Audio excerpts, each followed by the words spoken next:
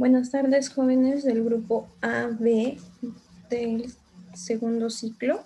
El día de hoy vamos a hablar de un tema bastante controversial que se expuso y se habló bastante ampliamente en el primer Congreso Internacional de Facultades de Humanidades y Médicas en el 2016 en La Paz.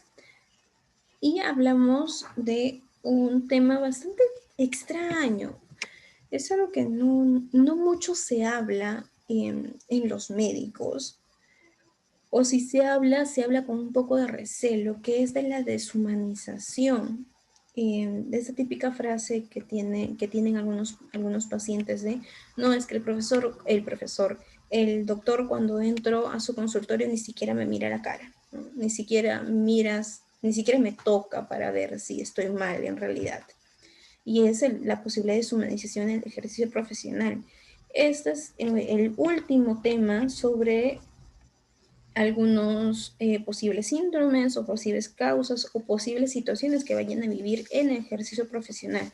La primera sesión que tuvimos hablamos del síndrome de desgaste por empatía, la segunda sesión hablamos del síndrome de burnout y en este caso pues de la posible deshumanización. Entonces vamos a hablar de qué es el humanismo médico, ¿no? ¿A qué se refiere el humanismo médico? Entonces, nos dice que se puede entender por un conjunto de valores, actitudes y prácticas que promueven una auténtica vocación de servicio y dan al lugar a considerar al paciente como un semejante que sufre y solicita alivio.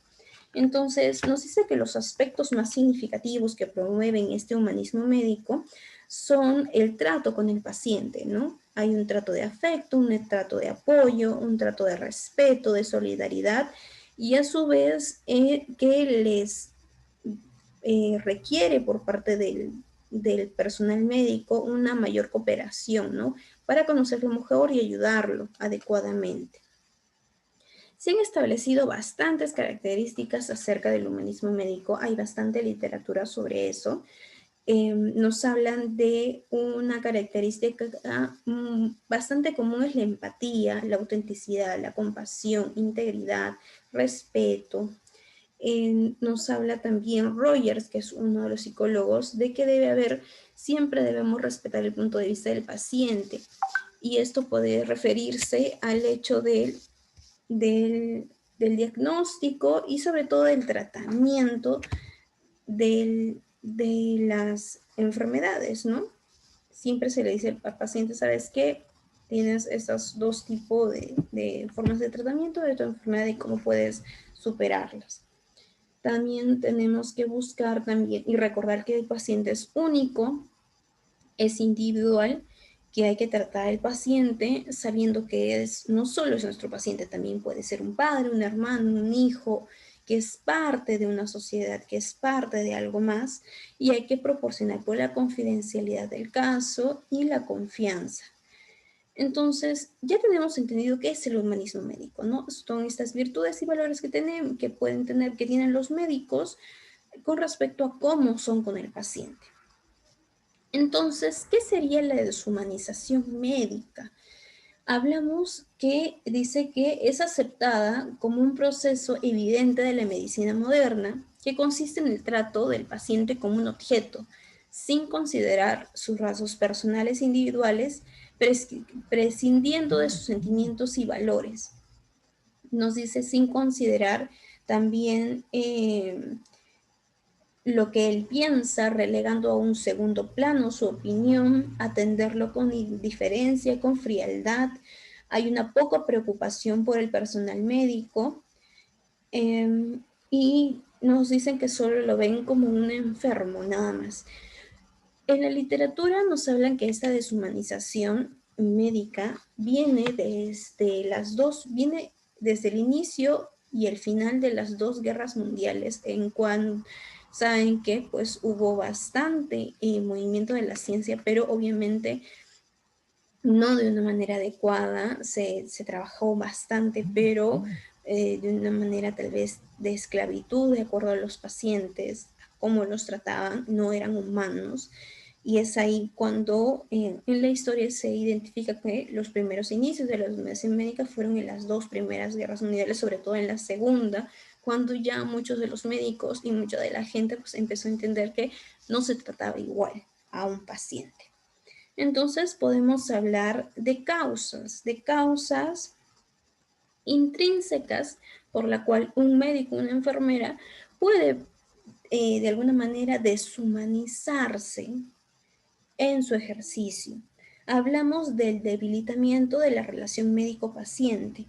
Nos dice, limitándose a ver los resultados de los médicos auxiliares y prescribir medicamentos. Acá nos habla bastante de la forma en cómo usaban o cómo se realizaba la medicina anteriormente.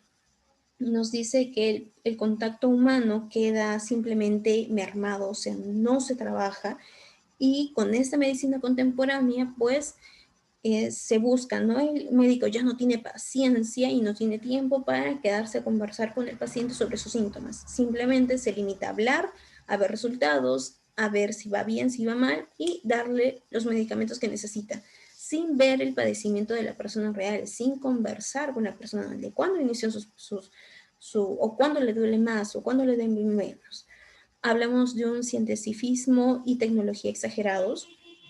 Obviamente, pues, a lo largo de la historia, la ciencia nos ha dado la oportunidad de conocer muchas más las enfermedades, de poder trabajarlas y llegar a un diagnóstico mucho más temprano, como el cáncer o como otras enfermedades. Entonces, nos dice que, pues, esto ha sido un gran apoyo para las ciencias médicas, pero también ha sido un arma de doble filo. También ha sido algo que tal vez les ha dificultado en el trabajo. ¿Por qué? Nos dice que ha hecho que los procedimientos y los diagnósticos ya se separen, separen o de alguna manera eh, partan al paciente, ¿no?